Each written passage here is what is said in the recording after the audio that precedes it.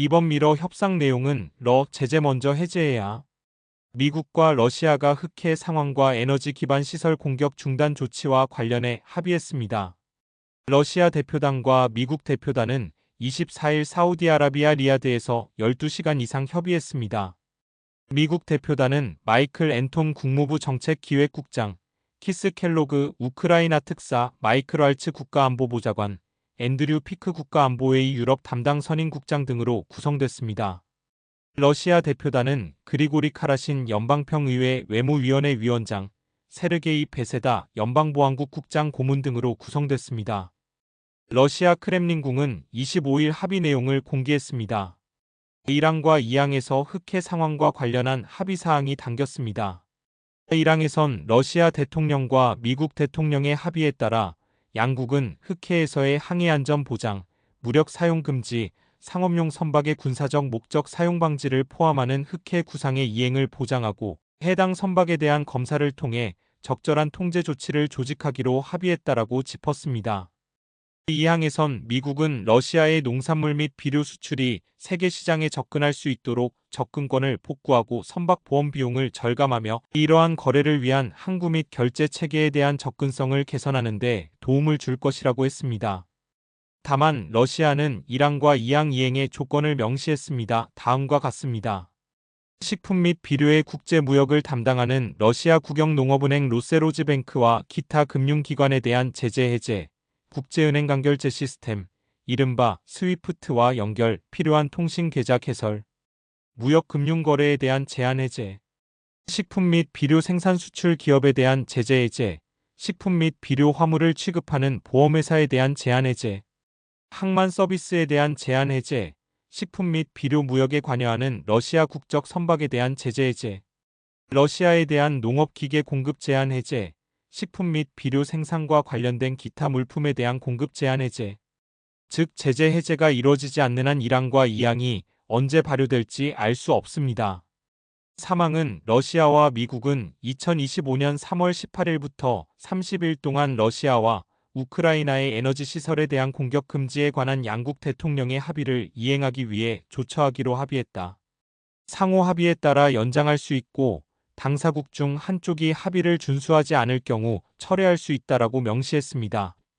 즉 지난 18일 블라디미르 푸틴 러시아 대통령과 도널드 트럼프 미국 대통령이 전화통화를 통해 합의한 에너지 기반 시설 공격 30일 중단을 명확히 한 것입니다. 양국은 러시아와 우크라이나의 정유 공장, 송유관, 가스관, 저장소, 발전소, 변전소, 변압기, 배전소 등 전력 생산 및 송전시설, 원자력 발전소, 수력 발전댐 등을 공격하지 않기로 했습니다. 사항에선 러시아와 미국은 에너지 및 해양 분야에서 협정 이행을 지원하기 위한 제3국의 중재를 환영한다라고 5항에선 러시아와 미국은 지속적이고 항구적인 평화를 달성하기 위해 계속 노력할 것이라고 적시되었습니다. 미국 백악관은 같은 날 러시아와의 합의사항, 우크라이나와의 합의사항을 공개했습니다. 다만 백악관이 공개한 합의사항에는 러시아가 언급한 제재 해제 내용이 담기지 않았습니다. 미국이 제재 해제를 합의하고도 공개하지 않았을 가능성도 있어 보입니다. 미국은 러시아와의 협상 전후로 우크라이나와 협상했습니다. 미국이 우크라이나와 한 합의 내용은 러시아와의 합의사항과 크게 다르지 않습니다. 루스템 우메로우 우크라이나 국방부 장관도 페이스북에 합의사항들을 공개했습니다.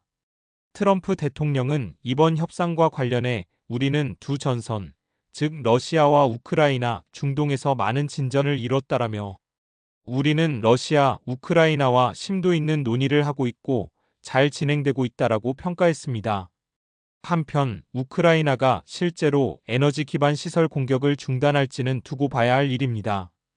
푸틴 대통령과 트럼프 대통령이 에너지 기반 시설 공격 30일 중단을 합의하고 공격 중단 지시를 내린 지 몇 시간도 채 안 되어 우크라이나는 에너지 기반 시설을 공격했습니다.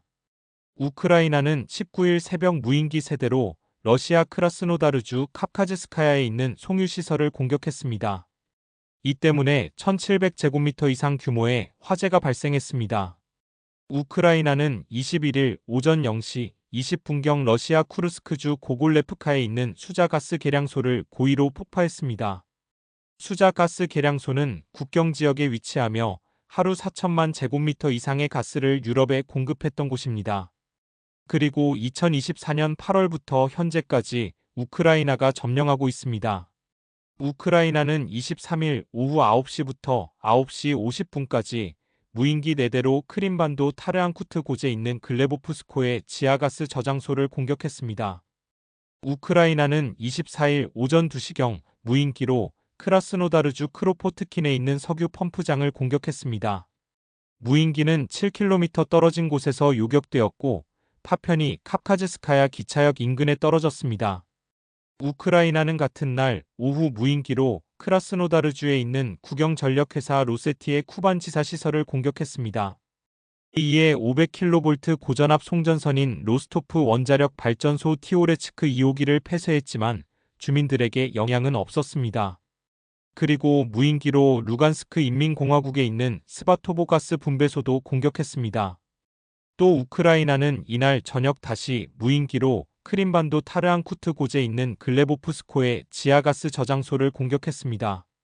러시아 국방부는 이 사실들을 밝히며 미국 측에 전달된 젤렌스키의 성명과 달리 우크라이나 정권은 러시아 영토에서 국제에너지 시설을 포함한 에너지 기반 시설에 대해 공격용 무인기와 미국 고속기동 포병 로켓 체계, 이른바 하이마스 발사 미사일을 사용하여 공격을 계속하고 있다라고 고발했습니다. 그러면서 이는 우크라이나 정권의 협상 불능을 다시 한번 입증했다라며 젤렌스키는 러시아 에너지 기반 시설에 대한 공격을 매일 함으로써 협상이 불가하고 가능한 모든 합의를 준수하도록 외부 보증인이 통제할 수 없다는 사실을 확인시켜 주었다라고 꼬집었습니다.